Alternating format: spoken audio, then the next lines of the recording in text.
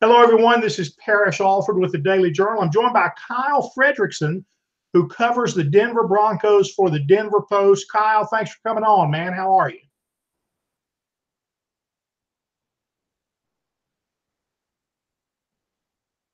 Kyle, can you hear me? You're frozen up here. My internet seemed to go out, of course. Okay. Uh, I got you now. Keep going. There you go. Yeah, I think we're here, man. Hey, look, just wanted to talk to you real quick about Chad Kelly. You've obviously seen him in two of his best, most recent games with the Sugar Bowl when you were covering Oklahoma State for the Oklahoman, and now as the Broncos beat writer. Where exactly is Chad in this Broncos camp right now, and what does he have to do to secure that number 2 position? Gotcha. I appreciate you having me on to talk about this. It's kind of cool. Life's coming full circle with covering Chad here, and he's really been the talk of camp the past few days, and for good reason. So for those Ole Miss fans who haven't paid too close attention to the Broncos quarterback situation, they picked up Case Keenum in free agency from Minnesota for this season. He's going to be their starter, but right now they're really trying to identify who their backup is. They have Paxton Lynch, who enters his 3rd season with the Broncos. He's a former first-round pick who just has not panned out. And then there's Chad Kelly, the guy the Broncos really took a flyer on as the last pick in the draft a couple years ago. Was not able to participate in camp last year after wrist surgery, but now really has his first opportunity to try to show he can earn that job. And he's done a great job of that so far. Moving to the 2nd string just this week after an impressive preseason opener against Minnesota. Threw for a couple touchdowns, 177 yards. Did have an interception, but overall really brought a jolt of life to that unit the Broncos hadn't seen with Paxton Lynch. So they're in a bit of a tough spot right now and identifying who the backup's going to be. They may potentially try to move Lynch before the end of training camp, maybe after training camp, and bring in a veteran. If that happens, it could mix up Kelly's order on the depth chart back down to the 3rd string, or it could force him out the door and he would possibly re-sign with another team. But all the intangibles, the things that we saw him do so well at Ole Miss, he still has those, added to an NFL playbook and NFL-style offense. A lot to learn, but we've definitely seen flashes of the old Chad Kelly that really made SEC fans impressed not too long ago. Well, it sounds like the NFL, as you point out there, is very different. It can be a cruel business when you have a solid game, you rise up like that, and then a roster change could mess you up. What does Chad need to really hone in the days and maybe weeks ahead, in your opinion? Where does he need to get better?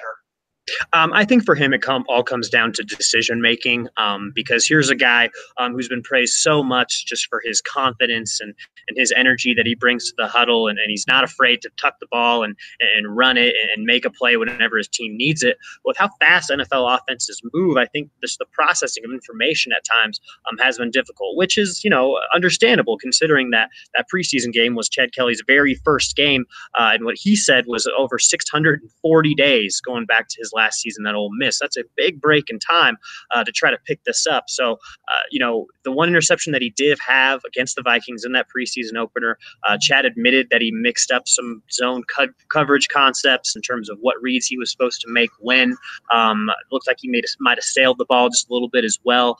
So I think it's those things, figuring out the playbook, dissecting NFL defenses, something that I would imagine will take some serious time with Chad, just being from the offense that he came from, and how he was able to make such quick decisions with Ole Miss. But I think in the Broncos' view, I don't know that they would trust him right now as their backup quarterback in a game situation, but they certainly love his upside and understand where he is as well in his development as an NFL quarterback. What do the coaches say about Kelly? I mean, I've read your stuff and I've seen that the fans were chanting his name. Obviously, they're hungry for some sort of security in that position. But what do the coaches have to say about Kelly and his progress? It's really kind of just a fearlessness that they've pointed out to begin with that they've enjoyed so much, and I've touched on that a little bit in terms of what he brings to this team that's different from Paxton Lynch. But in terms of his growth as a passer, I think what the coaches have been impressed early on is just how he's adapted to being a leader. He's a guy who steps in the huddle, and it doesn't seem like he is a guy who hasn't played an NFL game. Even talking to Matt Lacoste, third-string tight end on this team who caught a Kelly touchdown pass in that preseason game, he made a comment like, Kelly seemed like the huddle was the only place in the world he wanted to be, and that players really fed off that energy. We hadn't heard that about Paxton Lynch in his 3 years here, I think. So to see that early on is a big sign. Technical improvements, like I said, making the correct reads, footwork is going to be huge. He's a guy with a smaller stature who's going to have to figure out how to manipulate the pocket a little better as opposed to just getting out and starting to run like maybe he was able to do more successfully at Ole Miss. So the Broncos want to see some development there. But like I said, this guy's so early in his progression that they understand that it'll take time. And I don't know that there's a serious rush to make that happen. Now, if he comes out against Chicago on this coming Saturday and lights the world on fire, then maybe the Broncos reassess where he sits. But as of now, he's definitely a project. Former Ole Miss coach Hugh Freeze really raved often about Kelly's film study habits and how he was always looking to watch video and learn something. Do you sense that? Does anyone talk about that with him at this level? Yeah, for sure. And I think for Kelly, he's really happy to have a guy like Case Keenum around, who's been in so many different NFL locker rooms, has seen so many different looks, and has really came in and established some veteran leadership from the get-go. That was something for Kelly last year, looking at this quarterback room between Brock Osweiler, Paxton Lynch, Trevor Siemian. There wasn't kind of a vet in the room to set the example of, okay, this is what a winning quarterback does. The fact that Kelly has that now, I think is really invaluable, and he's soaked up that knowledge. I think as much as he could. We show up at the facility a little bit before practice starts every day, and Kelly is routinely one of the first 3 guys out onto the field. So coaches like that, the little things. The rookie might not understand everything, but he knows what it takes to play this position and what it takes to be heard and seen. Leading by example and doing things the right way. So early signs, all positive with that, especially with a guy like Kelly, where going into the draft, people still might have had some character concerns, but from everything he's told us and the way that he's handled himself around teammates, sure seems like he's starting to develop an understanding of what it takes to be a quarterback at this level. Kyle, one more question, man. Thanks for being with us. Fans in this area are very familiar as well with Paxton Lynch. But why do you think it has not clicked with him? For Paxton, it just seems like the game continues to be just a little too fast for him. He's a guy, again, in college who could make one read, get the ball out quick, and put up crazy numbers in a spread offense. But throw him in with the Broncos, with all the weapons they have and how quickly NFL defenses move.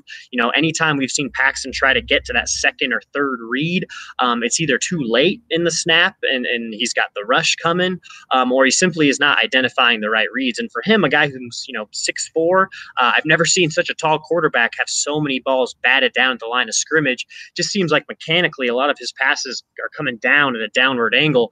And in the NFL, you've got to have a rocket. It's got to come out quick, and it has to be accurate every time if you're going to be a starter. So at this point, Paxton Lynch hasn't proven that. Does he have a chance to go somewhere else and rebound his image and become a backup who comes in and is a guy you can rely on?